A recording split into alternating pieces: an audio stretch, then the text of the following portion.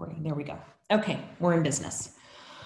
All right, so guys, here we are. We are looking at lead capture and conversion. So first, I just want to check in. Adrienne shared a little bit at the beginning of the call about what it's been like for her to actually make the 5 calls a day, and that she is in fact generating leads out of taking that on and doing that. Who else has taken on 5 calls a day and is willing to share about what they've discovered out of doing that? Anybody? I've been making my call. What I've discovered is you got to kind of lead with concern and care. Yeah. You can't just go in and be like, well, look, I'm just calling to see if you want to sell. No, that's never going to work right now. Yeah. You get hung up on. You have to just be like, how are you in the family, blah, blah, blah. What I'm finding that I catch people, especially the men, which is they're home at the house, got the kids, and they're losing their mind. Mm-hmm. And we can talk about something else. We have no sports. So I kind of deviate for me. And then I end up coming back to, that property that you were, thinking about selling, that it's in LA, you thought about cashing out now, having those conversations. So for me, it's been working. I kind of been digging it, if that makes any sense. No, that's great. Anybody else? Has anybody else taken on the 5 phone calls per day that we talked about on our last shift call last week? Anybody want to share? I haven't done it per day, but I have done it. Okay, great. So tell us what you've discovered in taking it on, Lynette.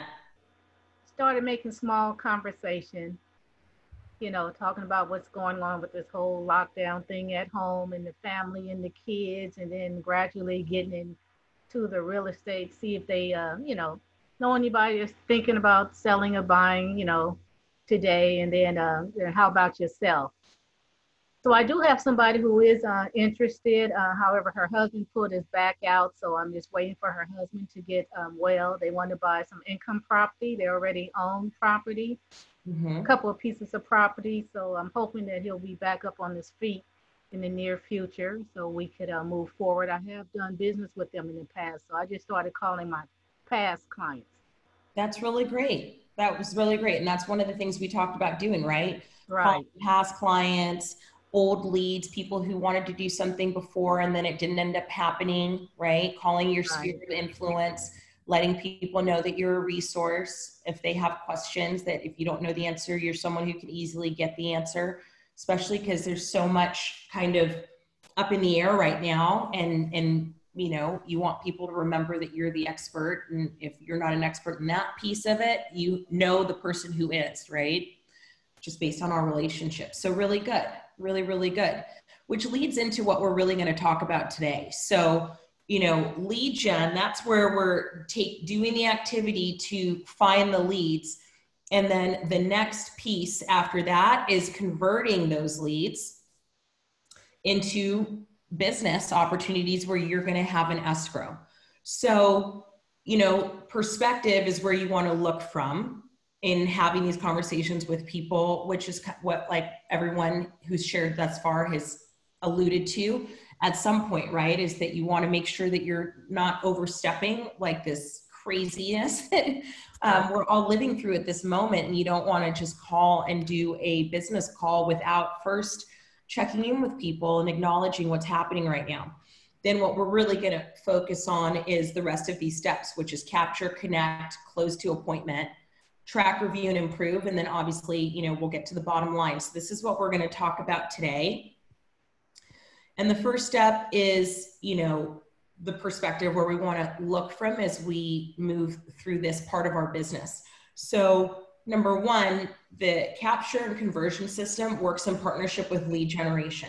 We've got to actually generate leads to capture and convert. So that's the first step, which is what we talked about last week.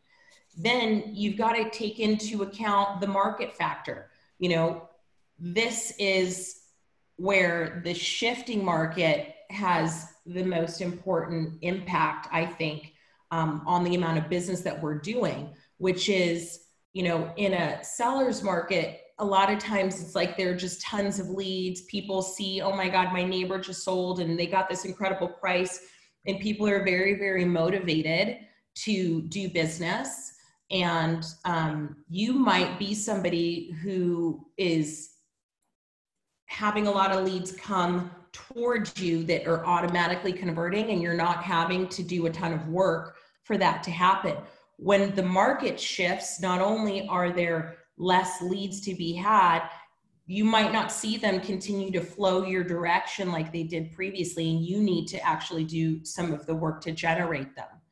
And then from there, it's all about getting to the table and converting the leads that you do have. So what this is basically saying is that when the market shifts, every lead becomes more precious, and you've got to acknowledge that as you move through this, you know, capture, convert, get to the table process. So we just talked about this. Seller's market, low conversion rate, you could still have a large number of sales. In a buyer's market, a low conversion rate means you're going to produce less sales because there just aren't as many transactions. So this is the part that I feel like is most important, what I want to drive home. And we've been talking about this the entire series, which is your skill set, right? That this is a massive opportunity for us to get trained, and the people who are the most skilled are going to be the ones who survive and oftentimes thrive in a shifting market or shifted market.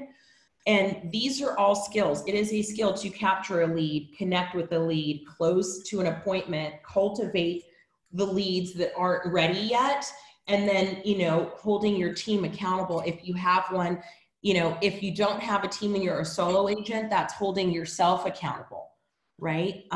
So for some of you who aren't doing your 5 calls a day, which by the way is very, very low number as a target, you know, the standard is usually a minimum of 50 a day, but I felt like as we created these goals for people who are not used to making calls, it was going to be more effective to start with a smaller number and work our way up, right? So like someone like Adrienne, who right now is doing her 5 a day, can start looking towards, okay, well now I'm, you know, usually what happens is you start to generate leads and you get excited and you want to do more, right? So, you know, she's not going to have as much trouble ticking up from 5 to 7 to 10 to 15. And then pretty soon you're rolling and you're somebody who can easily get through, you know, 20, 30, 40, 50 calls a day. And you're creating, you know, a steady pipeline of business that way.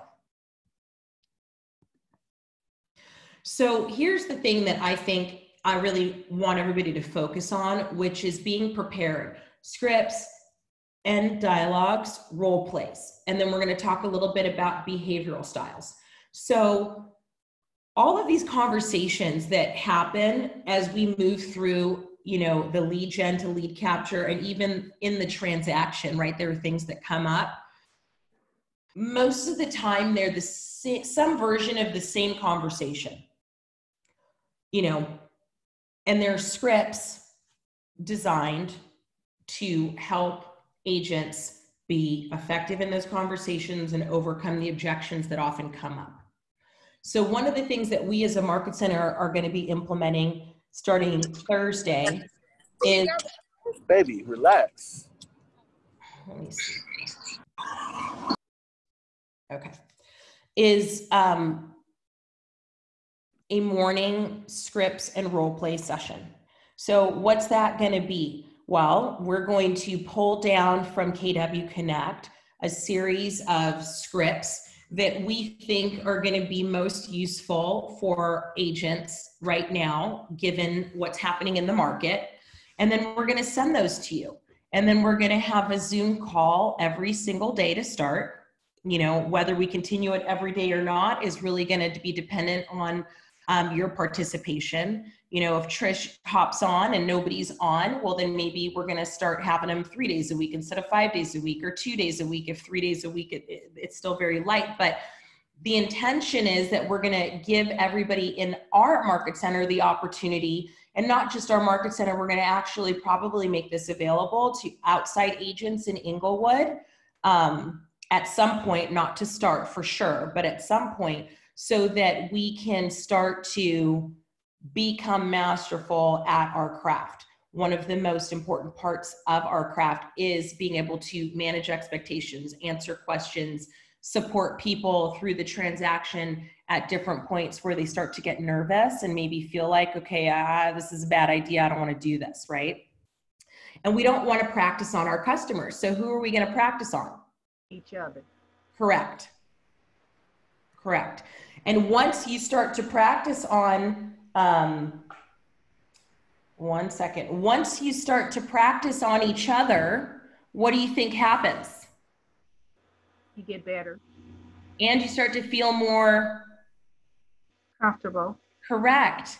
And what do you think is the number one reason people don't like to make phone calls, even to people they know? There are people right now on this webinar that won't even call people you know.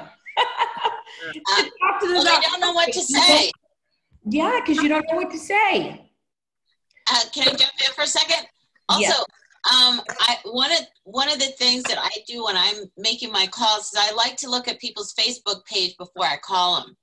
Even before I get into the script and all of that stuff, it's always good to know like what's going on. If someone just passed away, you don't want to be calling them talking about real estate.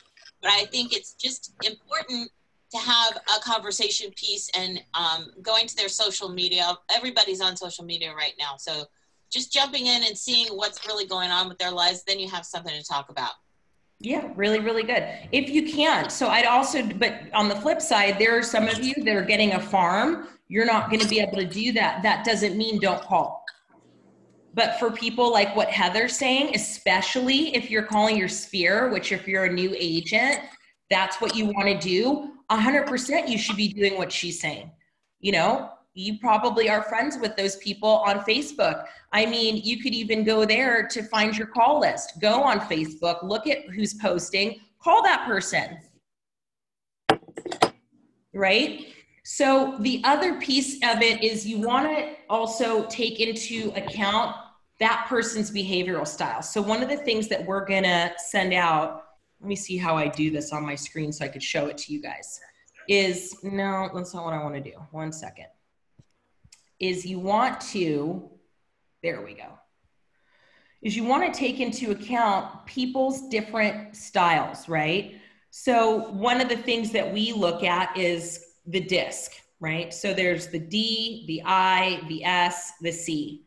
And you want to tailor your script or which script you use to what person you're talking to.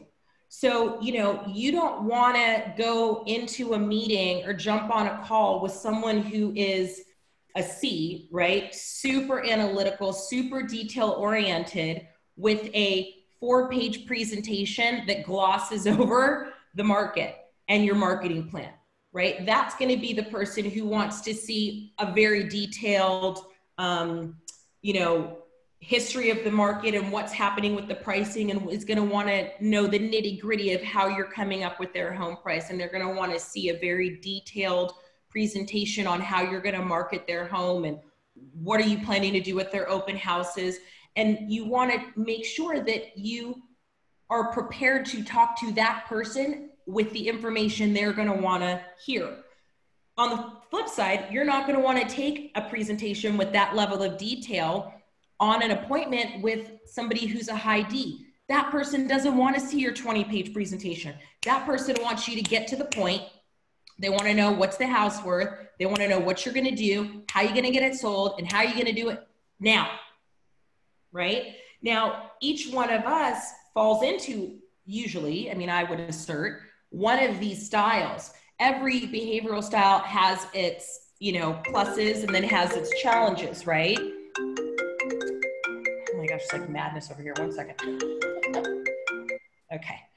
And so what you want to do is understand which one you are, and then also understand that you're going to have clients that are going to be maybe the opposite of you. And that means that you're going to need to kind of match yourself to that person so that you can capture a wider range of customers. How are you going to figure out which type your client is? One way you can do it is to ask, you know, what they do for a living. I know that I can't talk to a lawyer the same way I'm going to talk to a teacher or an artist. There's different language, and when you're able to figure out what the behavioral style is, what the disc is, you know, like you'll be able to connect, and that's half the battle. If you can connect, you can probably get an appointment. So every time when you're, you know, talking to a prospect, what they're trying to figure out is the answer to three things. Does Heather like me? Care about me? Right? Can I trust Heather? And is Heather going to actually be able to help me and get this done? That's what everybody's trying to ascertain when they're talking to a realtor, their realtor, or someone they're considering giving the business to. They're trying to figure out, does this person really care about me, right? Or is she just trying to get something from me? And can I trust her to actually, you know, like, is she shady or can I trust her, right? Is she lying to me or can I believe that what she's telling me is the truth? And then is she actually going to be able to help me? Does she have the skill set? Do I feel confident in her abilities? And part of how you even get that person to be able to answer those questions is in how you connect with them. So that's where you want to actually, what Heather pointed to was really great, is you got to actually get to know that person. You got to actually talk to them and ask the right questions so that you find out what kind of person are they? How do you need to communicate with them and what matters to them inside of this transaction? And we're going to go deeper into that, but I wanted to start here because this is a really important piece of that puzzle. And I don't know that we're all addressing this. I think some of us are having a one-size-fits-all conversation, and that's going to be part of what we start to deal with as we train ourselves in how do we have conversations and how do we close. That's one of the things that, you know, is really a critical piece of what we're doing here. Is some people are doing a great job with their lead gen, and other people, I just started at the beginning, are getting through their lead gen, doing much less lead gen than maybe the next person, but their conversion rate is so much higher that they actually have more business. Does that make sense what I'm saying, you guys? Yeah. So it's not just about, okay, am I generating the leads? It's also about, am I converting them? And behavioral styles are really going to be a critical piece of you learning to understand that, figuring out how to determine which one your client is, and then tailoring your presentation to that style so that you're connecting with that person in a way that makes sense for them. Because if you have somebody who is that analytical style and you show up with a 4-page presentation and they say, well, how are you going to market my home? And you say, oh, well, we have a bunch of tools that we use to do that and it's going to be great. Is that person going to be able to trust you? No. They're not, right? They're going to be like, she doesn't have any idea she's going to market this home. She can't even tell me, right? And that person who really just wants to get to the meat and potatoes of it, and you go into like the history of the market from 20 years ago, they've glossed over 2 minutes into your presentation. They're not even hearing what you're saying. Right. And they just want you to shut up so they can kick you out of their house because this is not what they thought this was going to be. Right. Does that make sense, you guys? Yes. Okay, cool. So this is the 4-step conversion process. So first you connect. What's that first connect? Who knows? That's when you knock on the door or get them on the phone. Or you met them someplace and handed them your business card. That's the first one, right? Then next is the second one. What can the second one be? The second connect. Say that again. To follow up, like call them. Yeah. Call them, hit a note, email, maybe you promise them, I'm going to give you this, I'm going to send you this, that you said you were going to give them that. piece of information. You were going to put them on that neighborhood snapshot. The second connect is when you fulfill on that, right? Then the third step is cultivate. What is cultivate? A systematic plan to follow up with them. Right, that's your touch campaign. That's you know, what your smart plan in command, right? And then at the very bottom, we have convert. What is that? That's where you've now said to them, okay, great, Mahogany. I know that I'm going to really be able to help you find the perfect home. Okay, why don't you come to the office, how are you doing? And we'll walk through the process and we'll sign a buyer's agreement. Okay. That's the conversion. I have a quick question. Someone in the application asking me the payroll cost percentage. Where should I find that? Wait, say that again. I couldn't hear you. Adam, was that you? I think he's on the phone. Oh. Okay. Okay. And then guys, why is this an inverted triangle? Why do you think the conversion process looks like this? Because it starts with a lot, and as you go through each step, it starts to whittle down until you find the one, your Correct. people. Correct. So if you aren't talking to this many people, No you guys business see for how you. it gets real tough? Real Right? quick. That's right. That's right. And can you also see how a lot of us are really great on the first connect and many of you are not doing the second one? Yes. Or some of you are Yes. doing the first two and then you're not doing the third one? Right. Or some Yeah. of you are doing all three and never asking for the appointment. You're hoping that they're going to bring it up. Oh my gosh, Lynette, I want to sell my house. Yeah, sometimes, but more often than not, and we're going to talk a little bit more about this, you're going to have to participate in that. And I'm going to talk to you about how. Be a little more aggressive. Well, not even be more aggressive. It's really when you go through the interview process of getting that person to answer your questions, that you will arrive at a place where actually this is somebody who is ready and willing and able to sell, but there is something that's having them be a no. And then there's the skill involved with getting them from a no to a yes. Gotcha. Okay. So who do you want to capture? Buyers, sellers, and then there's obviously people who have a certain niche that they focus on. It could be high end, it could be a geographical area, it could be a certain demographic.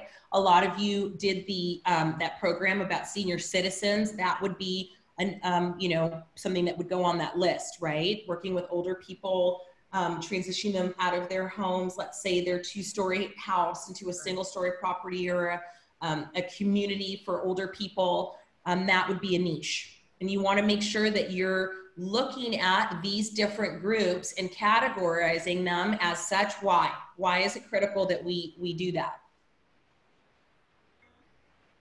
Because not all those people are you going to have the same conversation with. Yeah, the conversations are different. Correct. And you want to make sure that you are training yourself in the different conversations for the different pieces of your business with regards to who you want to capture and what you need to speak to about those different groups. Now, really, really important is you want to, in this funnel, find the motivated. Okay, so that means you have all of these people. This is the process of getting us down to the bottom where that capture is. So you need to find the people who are ready. They have a reason or motivation to move now. How are you going to know that? You got to ask. Why are you thinking about moving? You know, we're gonna go later into like the different questions that you could ask. You know, why, you want to ask, why are you moving? What had you pick this area? Somebody says to me, oh, I need to move because my kid's going into kindergarten. What does that immediately tell me? These people need to have a new house by when? They have to be in before the school year starts. They got to get it going. Correctamundo. Now, are you going to be able to effectively service this client if you haven't asked the question to lead you to that? Or are you now possibly, if you don't know that, setting yourself up to have a problem? And this now client thinks that you're a terrible agent because here we are in June and I still have no house. Right. Right? And are you going to be looking at those houses a little differently or having a conversation with them about the different properties a little differently? If you know, hey, Adam, we've got a timetable here. We need to be in by August, right? So maybe this paint job isn't such a problem because it's got everything else on the list and we have that deadline. But you have to have talked to them to know what the motivating factors are. Correct. And you know, it's fun fact, because I was always so resistant early on to like scripts and all that business, but you have to have these conversations. Believe it or not, I started watching the show, The Millionaire Matchmaker. If you ever watch her, she is a pro at getting to the motivation. She asks, like, for instance, why now? Why love now? Like, you know, I'm not talking about her style, but she knows how to do that funnel. Everybody says they want something, but how to get really to the ones who are really ready to move now. Exactly. So you have to see who's motivated. That goes right into the next thing, willing. You need to figure out who's agreeable to do what it takes to move now. If you've got a buyer who says they're motivated to move now, but they aren't sending the lender all of the documents, well, now we have a problem. Right. If you've got a seller who says, I really need to get out of this house, but they're not really willing to do what's going to be required to put that house on the market, meaning clear out the 15 years in newspapers in the living room, right? We've got a problem. So you also have to figure out who's willing to do what it's going to be required for us to get a transaction done now, given the current market we're in. And then we also need to figure out who has the means to go through with the transaction, meaning that they're pre-approved. Like if you have somebody who is ready and willing, but they don't have a job, probably not a buyer that's going to be able to transact right now. Does that mean you throw those people away if they're missing one of these three? Not at all, right? Absolutely not. Absolutely not. Can What I do we do with those them? people? One of the things that an old coach of mine told me, because I used to be scared to ask these really get down to the nitty gritty questions. I think one of the things that he told me was, hey, you know, your time is important, and if you're going to spend time with people, you have to be brave and ask them these pointed questions. And he told me that I have the right to know this information. So it kind of changed everything. I was like, okay, I can ask that. Yeah, I can. I have the right to know that. And that was really empowering for me. And I just wanted to share that because I think a lot of people are timid about asking these questions. So that just gives you the right to know. We deserve and it. I think it's also important to share with your client, right? You want to address the concern. Yeah, I know this is really personal. I apologize, you guys. I don't. I'm tickled. Oh my gosh. And you know what, when you ask the questions and you dig down, I think it also further illustrates our level of professionalism. Right. You know, you're really, it's just like for women, the first time you go to a stylist, if I sit in the chair and the person doesn't have a conversation with me, the trust factor is low, right? I'm expecting them to get into who I am. If I go to the doctor for the first time, there should be some conversation about some context. So particularly in a time when, you know, they make it look easy on HGTV, but we approach it as, you know, these are important questions so I can make sure that I'm helping consult you in the right way. It really sets the trust. And I think particularly in what we have coming forward, to your point earlier, they have to establish quickly in their mind that they can trust us. And I think this helps with that. Right. Absolutely. Absolutely. Really, really good. So this is one of the things, you guys, that we're going to start to get trained in, which is what are the questions to ask, how to explain that process to the client. And, you know, if everybody on this call, even the people who've been doing this for 20 years aren't brushing up on that because it's a new day, right? Circumstances are different and people's concerns are a little different. And we're going to focus this training around the shifting market and what that conversation looks like. So, you know, every lead is one of these three. Now, ready, willing, and able. Future, ready at some time in the future. Never, or which means they can't be reached or they're asked not to be contacted. And you want to be categorizing people in this way in your database. Question. Yes. What if a buyer tells you they want to wait and see what's going to happen with the market because people saying the market is going to drop, so they figure if they hold out for 3 to 6 months, they'll be able to get a better deal. How do you approach? Well, in that situation, you also want to tell them, well, possibly, but how much cash do you have? Because when the market contracts like that, it also becomes a little more challenging to get financing. So yes, you might say possibly you'll be able to save a couple of bucks in the future, but will you qualify for a loan with the amount that you have saved for a down payment in the future? Maybe, maybe not. And not even just the money. Look at how the banks are starting to move towards tighter credit restrictions in terms of even credit score. Right. Like Chase just did that the other day, 700, 20% down. Exactly. Right. And if you say if you explain that to that person, for that person, what they have to now understand is it's the difference between you being able to do it now or not at all. And that for some people is like, oh, okay, well then I'll do it now. Right. Also, it costs you nothing to find out. It costs you absolutely zero to find out and see what your options are. Exactly. Right. Nicole? Yes, sir. In that case, I would get into how did they come to that conclusion? You know, what information are they using to come to, I wanted to sell last week to, I think I need to hang out. Where, you know, based on what information? I'd get into that mindset and be able to filter through whatever bad information they have and give them some good information.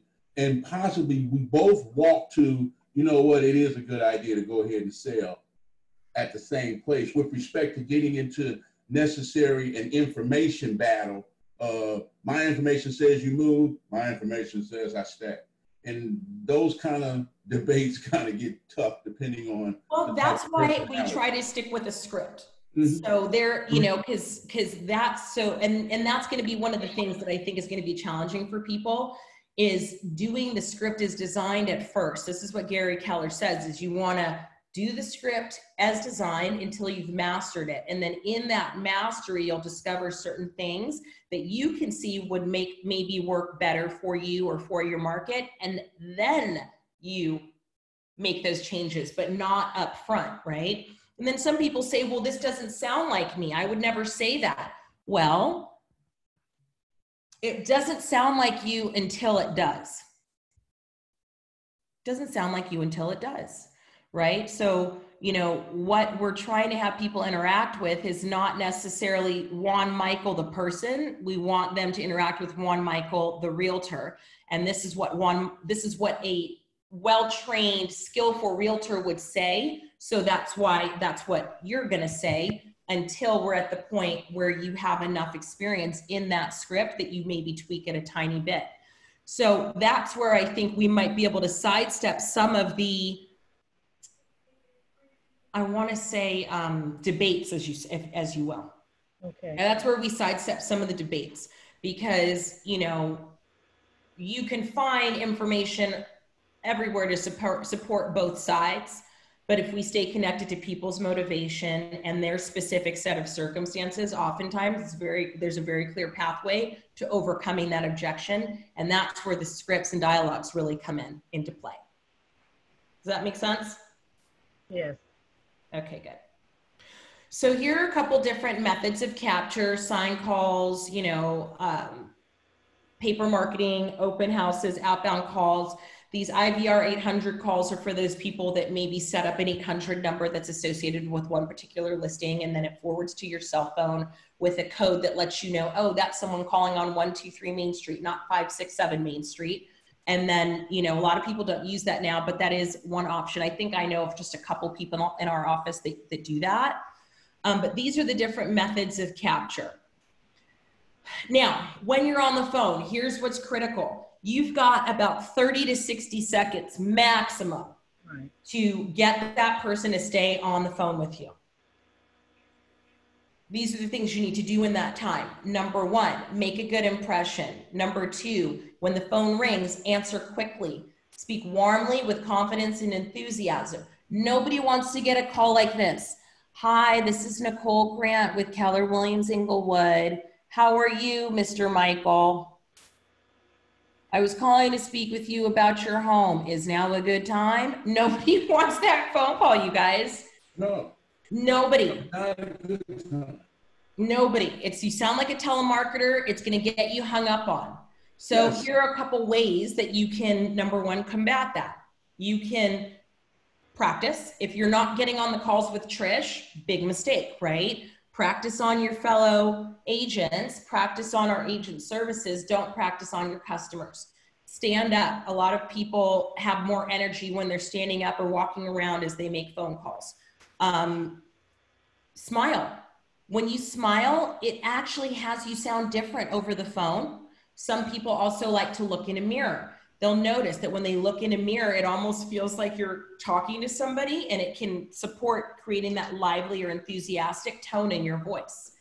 You also don't want to speak too slowly or too quickly, because then people can't understand you. Another way to get them to hang up on you right away. The other thing is, a lot of people will get to the finish line and then hang up before they ask for the appointment. Ask for the appointment. That's what we call closing. We're going to do scripts and dialogues on how you do that. We're also going to talk a little bit about how you do it on this call today. So the other thing is you've got to systematize your capture. Some of us are really good at, putting things into a system. Other people are relying on like Post-it notes and sheets of paper. Not a bad system at first, but the critical step is that at some point you must take all of those little notes and you must put them someplace that's a system. What system do we have that if you paid for it out in the world, it would cost you $1,200 a month that you get for free? Command. What's it called, you guys? Command. Command. That's right. Yeah. This is all you need. Just you need to put the stuff in there. Now, some of you are out in the field making phone calls and things like that. And you're like, oh my gosh, how am I supposed to remember those conversations so that I can put it into my command? Well, we have another tool that you guys get for free because you're with Keller Williams that does that for you. It's the assistant in your pocket called Kelly, right? That will record the log, has a voice command feature that can say, just had a call with Lynette Perry, says she's looking at fixing up the yard because she wants to sell in the summer. Promised her I would send most recent sale down the street, or my last listing that just closed at X amount per foot, right? And you can make those notes out on the run. Okay. You have everything you need to systematize your capture and your follow-up. So you guys want to step into that, and we've created an incredible set of tasks for everybody to walk through. It's actually 11 tasks to be fully set up with your online database contact management system marketing by the end of shelter in place. So some of you aren't taking advantage of that, and it's like we're doing it for you. It's a massive opportunity. So same thing, you need to put all of these things in your database. You get a phone call in the car, put that through to Kelly. You have a meeting at a coffee shop. As soon as that person walks away from you, you got to upload notes. Here's what they said. Here's what I told them we were going to do. And here's what's supposed to happen next. You get a scrap of paper with a name and phone number scrawled on it that your neighbor ran by. You were standing out in the yard and she said, oh my gosh, my sister needs to sell her house. Like, here's the number, goes into the database. You get an email from somebody, you put them in the database. You've got a referral from a past client, same thing. They all go in your database. Correct. Why is it critical to do that, you guys? So you'll be able to reach out to them. You'll have the information. Yeah, not only that, but now you don't have to be like, who was that person and where were they? Or you want to go through and see, okay, who are all the buyers that I have that I, can reach out and start trying to touch and see what's going on with them. And, you also want to be moving people from that, those two categories, right? Which is now and sometime in the future. There are people that you guys probably spoke to 6 months ago that were, not ready to do anything, but they are now. But if those people don't live somewhere, how are you supposed to be able to find them to keep up with them? Right. That makes sense? Yes. Okay, so you know, you want to stop and think, you know, what is your current capture system and how are you categorizing your leads? And based on our conversation today, what improvements can you make? Who's willing to share? Don't be shy. Don't all speak at once. I know I like to categorize all of my leads, because when I decide I need to send out an announcement about something, then I can go and capture all the buyers or all the sellers or all the prospectives, and I can send it out and it's narrow and focused. Good, good. What do you see? What improvements can you make based on this conversation?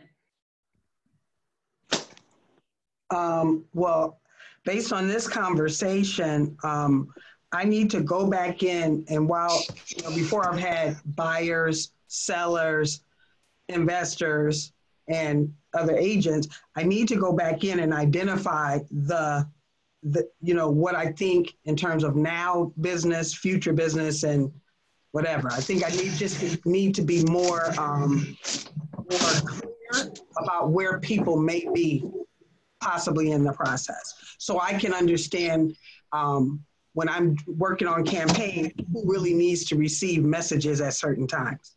And which message, right? Exactly. Really exactly. Good. Mm-hmm. Okay, so let's move on to connect. Here is the critical piece. Speed counts. You want to answer all calls immediately. This is especially critical, you guys, for those of you who work with buyers, okay? Also for sellers, but really for buyers. Why? Because everybody has access to all of the listing data online. So somebody is on a drip campaign or on a search because, you know, even though you guys put them on your MLS ones, they all sign up for the Redfin and the Zillow and the Trulia and all that stuff, right? So they get an email and they don't call whatever agent is being promoted on the email. They're like, oh my gosh, I have been getting emails from Sahara for the last year, and I just think she's so great. I'm gonna call her to find out about this house at 555, Sunshine Way, right? And then Sahara doesn't pick up and Sahara doesn't call back within the next 5 minutes or 10 minutes. They're gonna go to the next one. Mm-hmm. They wanna see that house this afternoon. You don't pick up, you don't call back, it's on to the next. And then once you do call, you don't want to call and be like Debbie Downer about how you can't do it or whatever, right? You have that first 1 to 2 minutes to create an impression on them that has them reconnect with you, want to work with you, and then you go from there. Now, if you don't, I think even on the list side, if someone gets ready to list their home and they call you and you don't get right back to them, the same thing's going to happen. I know for a fact that in this market center, we have people who don't like to answer the phone. Madness. You want to know why? If you are a realtor and your phone rings, what is likely to be on the other side? Money. Money is probably on the other side. And guess what? If you answer and it's somebody you don't want to talk to, what can you say? Oh my gosh, I'm on another call. I'll have to call you back. Oh my gosh, I'm in the middle of a meeting. I can't talk right now. Can I call you later? You don't have to take every call just because you answer it, but you do have to answer every call. Make sense? Yes. I'm telling you guys, how do I know that some of you don't answer the phone? Because I can't get you on the phone myself. You know what I had to do? Well, something that seems funny about California agents, LA agents, everybody lazy. But since it's free now, I got me a second line, henceforth I have the 2 phone numbers. And I put, so I can get excited when my business phone rings, I put the cash register ringtone. So oh my gosh, I love it. I hear ring, and it's almost like Pablo's dog. Like, what? Yes, I answer because I hear a cash register. That's what I had to do to get past that. Yeah. You do. You've got to answer. Now, you know, I definitely want to say this for some of the more seasoned, like busier agents. You do get to a point where you have to implement some, I don't know if boundaries are the right word, but structure to that, right? So that does end up being, who am I hearing? Oh my gosh, this is a crack up. Okay. So, you know, at some point you might need to implement some structure, but that structure will also include, you know, responding to that person. Cause I've had people, you know, clients call me at, you know, 10:30 on a Sunday night, right? So I'm not going to answer a call at 10:30 on a Sunday night, but I am going to respond to that person and let them know that they're going to get a call from me first thing Monday morning. Okay. So even if you aren't answering all the time, you want to respond quickly, always. Make sense? Yes. Okay. So reason for the conversation, you want to identify the motivated. How are you going to do that? You got to ask questions, ask the right questions. Set up an appointment. You want to provide custom answers, what does that mean? That means you want to be speaking to what matters to that person. It's, again, not a one size fits all presentation. You want to know who you're talking to and make sure that you're addressing that person around what they care about in the manner that is a fit for their behavioral style. And then you want to build purposeful business relationships. What do you think that means?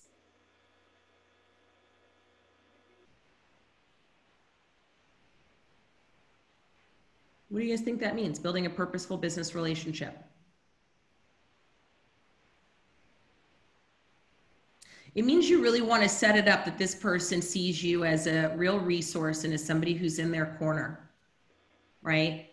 And they know and can trust that you want what's best for them, that you're able to help them, that they can trust you. And then you want to move your buyers to pre-approval immediately. And you want to begin action plans so that people know what's to come and what you're going to do for them as they move through the process, whether it's the buying or the selling process. And then communicate in person. Now, some people, I think, don't necessarily want to talk on the phone all the time. You've got to ask. You've got to ask, okay, great. So what's the best way to communicate with you? Email, fantastic. How often do you want to hear from me as we go through the process of selling your home? Once a week, twice a week, every day, right? But you've got to ask. Does that make sense, you guys? Yeah. Now, sometimes you're going to have people who maybe you can already see the writings on the wall. This person's like neurotic. So that person, do you want to ask them? Maybe not. You might want to tell them and then say, does that work for you? Right? You can already see this person's totally freaked out. How do you know? Because they're calling you 5 times a day. So as you set up how you're going to communicate with them moving forward, you might not ask them, how often do you want me to call you? Because you might get an answer that's like not going to work for you, right? So then you'll say to them, okay, Heather, I know that you're really nervous about us selling this home and I completely understand that. So here's what I'm going to do. I'm going to make sure that we're sending you an update at least once a week, and I'm going to call you anytime something changes. Right? Okay, Heather, that sounds great. All right, awesome. And then if you have questions for me, I want you to send me an email. That's because I'm on a lot of phone calls, and when you send me an email, I'm going to be able to get back to you lickety split. If you don't hear from me right away, it's only because I'm in a meeting. My meetings typically never last longer than 90 minutes. That's probably the longest you're going to have to wait for me or someone on my team to circle back with you on your question. But can you guys see how you can now start to, you know, set up the conversation and have it work for both you and the client? Yes. Yes. And then you want to ask smart questions and use a lead sheet. Why is it important to use a lead sheet, do you think? Because then it keeps you on task to continue to ask the right questions every time. Correct. You're not going to go get off the call and then just realize like, oh my God, I forgot to find out this. I didn't ask by when they have to be out of their apartment. I didn't ask, right? So we're all about the systems And this is yet another system for you to make sure that every single phone call, when you're trying to assess motivation and understand who your client is as effective as it needs to be, meaning you're not dropping pieces off or leaving things out. Does that make sense, you guys? Yeah. And then, out of this webinar, we're going to be creating a series of files. I'll make sure that this lead sheet is one of them, and you're going to receive an invitation to a folder of scripts, objections, and we'll make sure the lead sheet is also another file that's in that for you. Okay. And do you guys know that, are you going to use the same lead sheet for every client, or are there going to be different lead sheets for different kinds of clients? Probably different lead sheets for different clients, like a seller lead sheet. Yep. Buyer lead sheet, and probably an investor lead sheet. If you Correctamundo. Ooh, where's my candy bar? Right. Oh, that was stacked. Okay, so here's some sample questions for buyers. Who wants to support me in reading these? Because I feel like I'm just talking so much. I want somebody to jump in. What are you looking for in your dream home? Keep going. Yeah, keep going. What's prompting your move? Do you own the place where you are living now? Have you talked with a real estate agent about selling your current home? Are you pre-approved with a lender? What price range do you have in mind? Right? Really good. Let's look at the ones for sellers. Who wants to read these? Don't all speak at once. Okay. What is the address of your home? Good. What's prompting you to move? Are you interviewing others? Somebody there? How much do you think your home is worth? Tell me about your house. Great. Now for this one, how do you think you close at the end of this?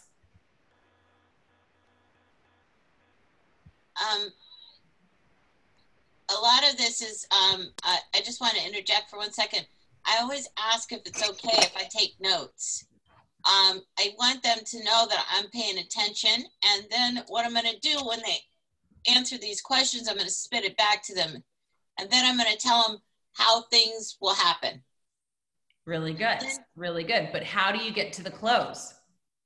Well, with these questions? Yeah. So you're like, okay, great. Tell me about your house. What's the next logical, perfect thing that you can say that is your opportunity to close for the appointment? Oh my gosh, Heather, that's awesome. I would love to see it. Well, if I'm on the phone, I'm going to say, it sounds fantastic. I can't wait to see it. When can I come? Can I come today or tomorrow at 2? Boom. Bam. Did you guys see? Perfect close. Yeah. Well, it's going to be a little different now because of what's going on. So, we kind of have to mix that in with it, so. Well, yeah, I mean, we'll have to tailor it for right now and what that's going to look like. And there are creative ways for us to figure out how to do that as we move forward, 110%. But that is the standard close. That is the strong close. You know what? And even though we have to navigate, say, what it looks like the next 30, 45 days, this conversation and what we're preparing for is what it's going to look like the next 6 months, the next year, when those, because I was even watching the governor, they're already planning how to get us reacclimated to a little normalcy. So it's coming. So this is just the ramp up, because we're going to be out in the street again. Correct.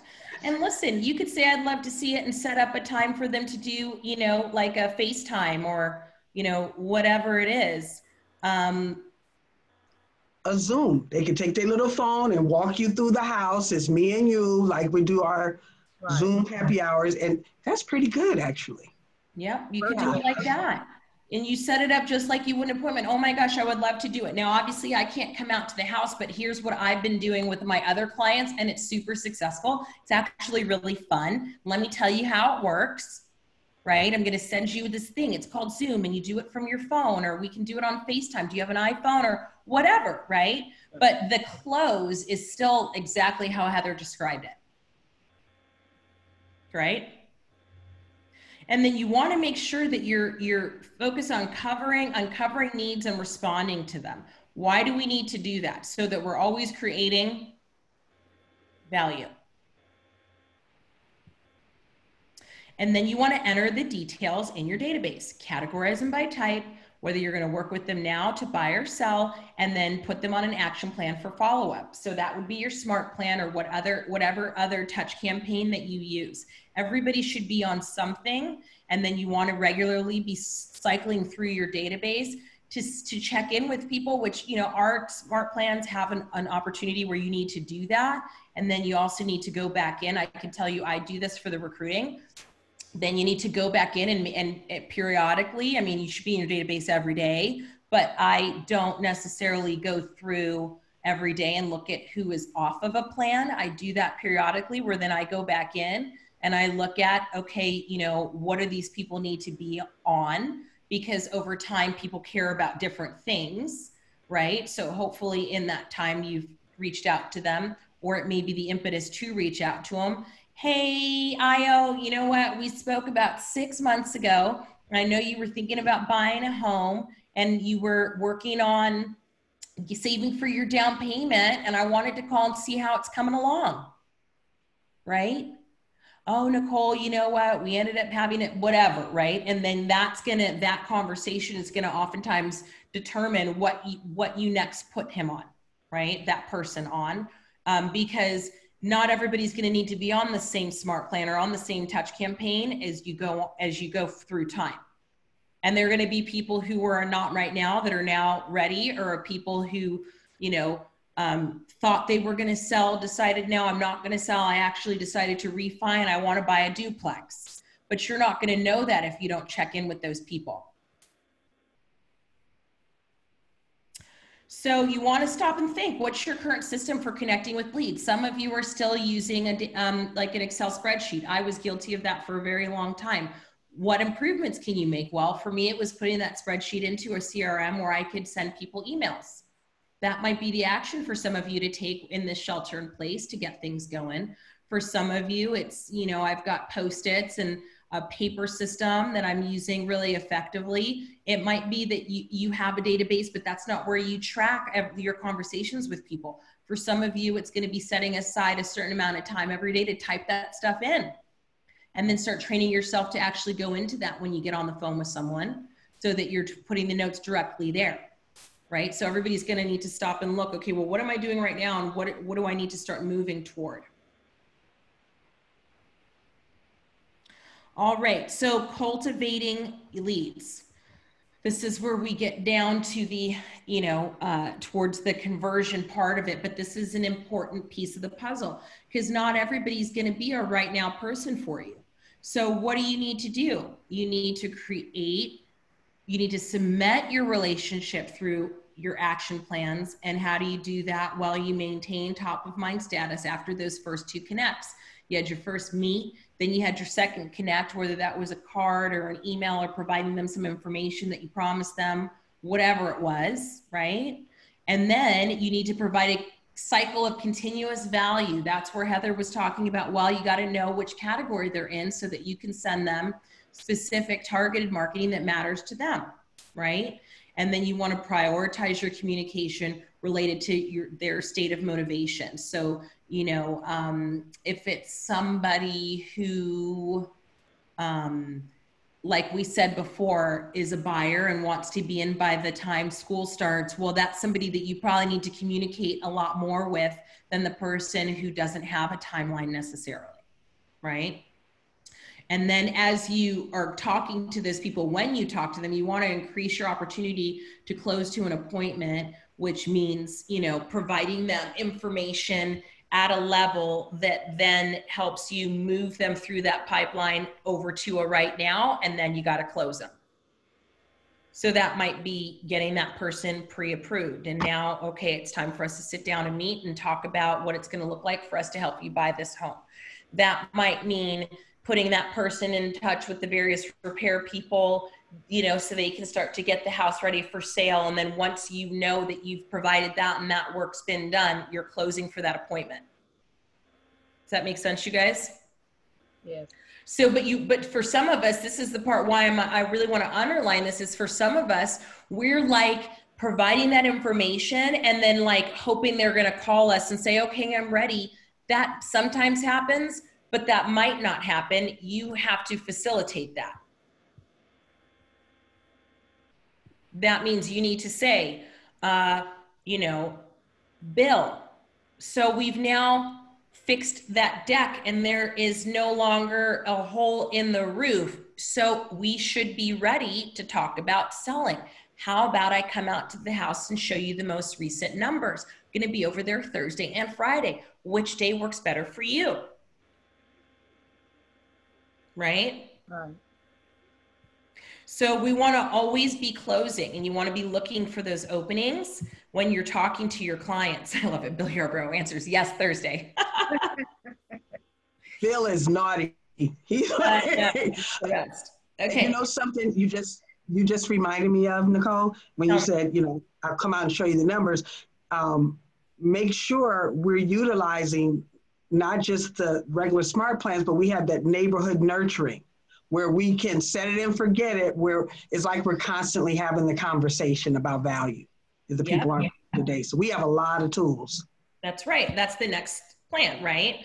So these are the action plans, 8x8 or 33 touch, and you're going to do it consistently and forever. That's why you guys can't just set it and then not go back in. Usually on those touch campaigns, at least one of them is going to be a phone call or some sort of communication where you're reaching out to the contact directly, and you've got to put those notes in.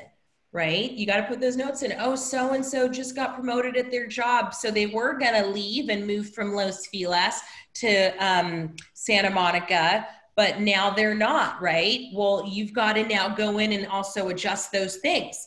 Now you got to stop sending them Los Feliz homes because that baby's coming and their one bedroom is no longer going to work, but you got to move it from, okay, we were going to move, you know, to Santa Monica, but now we're staying in Los Feliz. So I got to stop sending you 3-bedroom homes and condos in Santa Monica and switch that over to 3 bedrooms in Los Feliz because you guys still have to get out of that 1 bedroom. Do you see what I'm saying?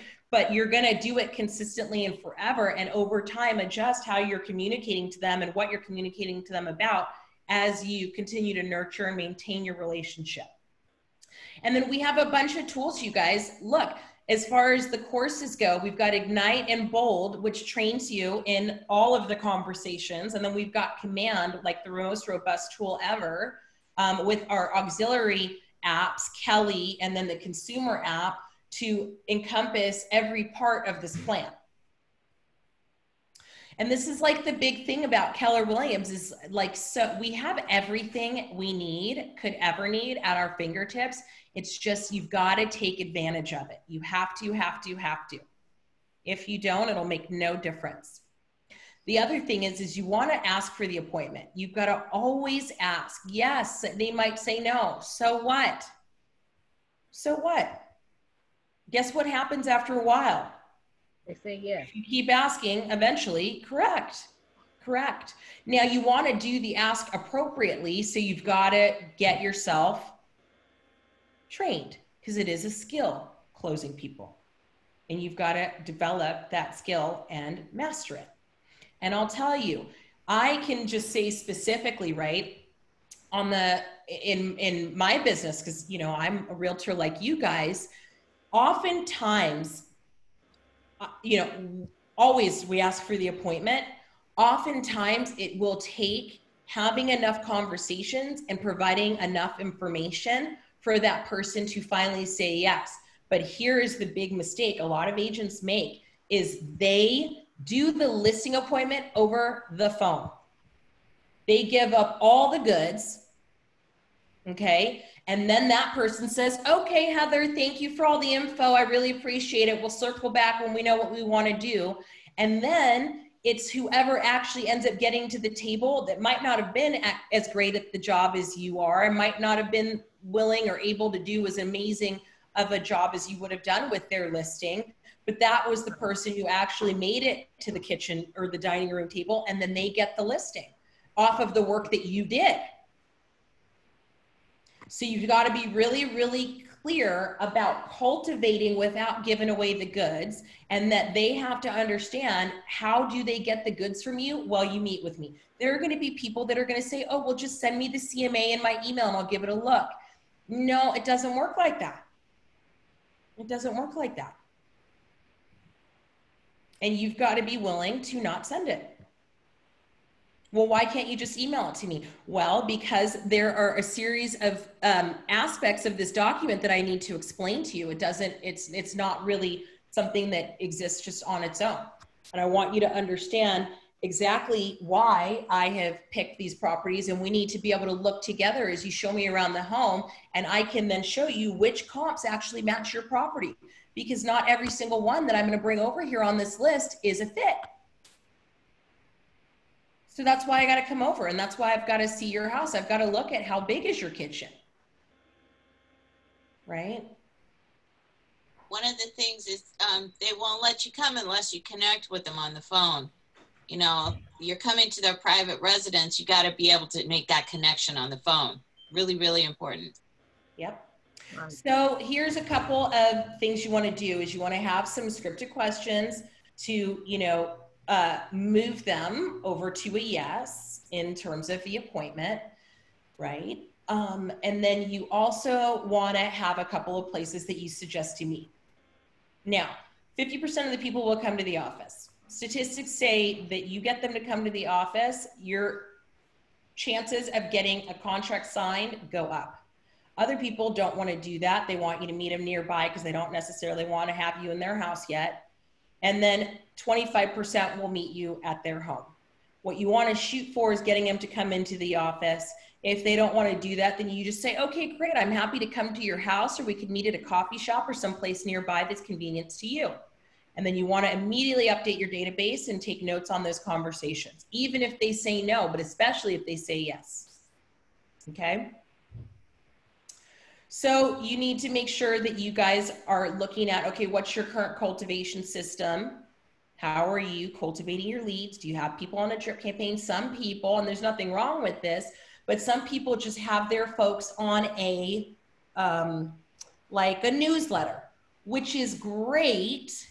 And the difference between that and like the touch campaigns we're talking about is that that is only one way or one method of communicating with the database.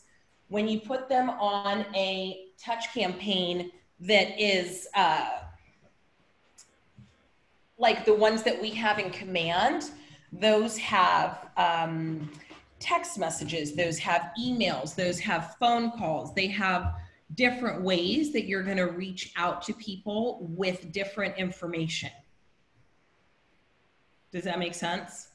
So just sending somebody an email, because what do you guys all get a bunch of that stuff. What do you do with it? Most of it. Delete it. That's right. Don't you get an email from Bed Bath & Beyond like all the time? All the time. And then don't you get this similar email from Target? Yep. And don't you go to Target when you need it because you happen to be driving by it, even though there might be a nicer one at Bed Bath & Beyond, but you're not thinking about that in the moment. Right. Why am I saying this to you? Because some of you have people in your database and you're like sending them a newsletter and you're like, oh, if they want to do something, they're going to call me. They're not. They're going to answer the phone of the phone call of the agent who picked up and called them, and they're going to give that guy the deal. Right. All day. Even for some of you guys who you sold them the house, they're going to let somebody else sell it because you didn't call them. You sent them like some, newsletter that everybody deletes. Don't they? So what do they call that? Say that again. What do they call that? Emotional proximity. Yes. When they talking about that at family reunion about emotional proximity, we have to be in the spot when they decide they need the help that you provide. Correct. And you need to be communicating with them on different levels, because when you do that, you're not some faraway person that sends them an email twice a year or sends them a form letter every so often. You're that person that helps them and is there to help them. So that's where some of you, who were like, oh, I send them this thing. I mean, that's wonderful. It's better than those of us who aren't even doing that. And we've got to have a touch campaign that encompasses multiple ways of reaching out to our clients so that we stay top of mind and they consider us a valuable resource. So I want everybody to look at this, like, what are you doing right now and where can you improve? I think for all of us, you know, I'm gonna drive this home for the next month that we're all on these webinars. Command really is the answer, you guys. I mean, it's just crazy if you're not using it. Okay, so conversion. So conversion takes skill. I mean, I would assert this entire process takes skill, but the people, why they're saying that conversion takes skill is that this is a number, right? If you actually do your tracking, there is a conversion rate, and you can, as you get more skillful, increase that number. So if you go in, you know, the Red Book standard is 65%, that most people, we're saying, if you have, you know, a basic rudimentary knowledge, right, enough to get people into your database as a lead and then communicate with them enough that you have the opportunity to convert them, the average agent will have a 65% conversion rate. And then there are people who, as they become more skillful at this, can get that number up to 70, 80, 90%. That means 90%, 9 out of the 10 times you have an appointment, you get the deal. You get the listing, you sign the buyer. And that is something that you can become skilled at to increase that conversion rate. So you've definitely got to be a market expert, both locally and nationally. Why does it matter to know nationally? So that you can create the local dynamics in the context of the nation, right? Yeah, you know, sales might be down over here, but guess what? In our area in Inglewood, they're actually still holding strong. We aren't seeing a drop in prices. This is a really strong investment opportunity for you. You definitely want to buy here versus on the west side, right? It just allows you to speak in a way that creates more value for the client.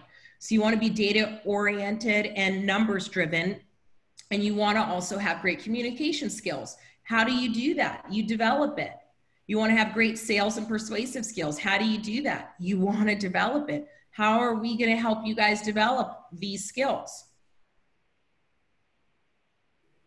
Script practice. That's right. That's right.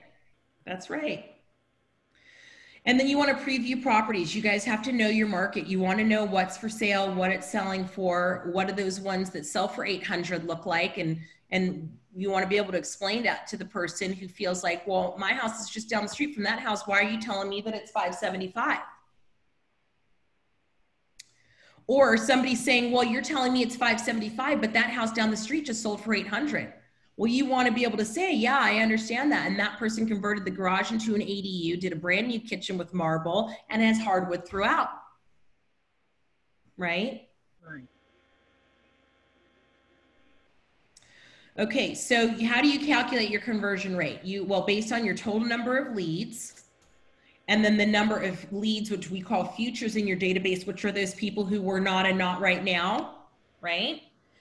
Those are people who are like, okay, this person is saving for their down payment. This person needs to wait for the tenant to move out of that house so we can sell it, right? Those are like futures. And then the number of agreements that you have from appointments. So you're going to calculate how many leads you have. You're also going to track, how many leads you have, how many appointments you go on, and then based on how many appointments you go on, how many of those become signed contracts, and that's how you figure out your conversion rate. Guess what tool does this for you as you put the information in? Command. Correct. Very easy, guys. And then you don't ever want to use leads. Even that person who's jobless, right? That you're like, oh my gosh, my credit score is 500 and I don't have a job. Most of those people, if there's a will, there's a way. They're not going to stay in that situation. And you want to make sure that you stay in touch with them and that you continue to communicate with them, because at some point that person is going to become a lead that's going to be able to convert. So every lead is precious. You want to put the best person on the job. If you have a team, if you don't have a team, that person is you, and you want to focus on converting your leads and get back to your Mets. So that means you've got to do that second connect, you guys. It's a big mistake if You're not. Don't just have the first conversation, put them in the database and put them on a drip. You got to do the second connect, okay? And that's got to be individualized. And then this is get to the table, right? The right table, which means moving people to the right. And this is a skill. So there are people who are going to start out on the left-hand side, and then it's going to be in their conversations with you using the information you provide that we slowly move them across to the right. We call it taking them from 0 to 100. And that is a skill that we're going to cultivate on these scripts, dialogues, and objections calls.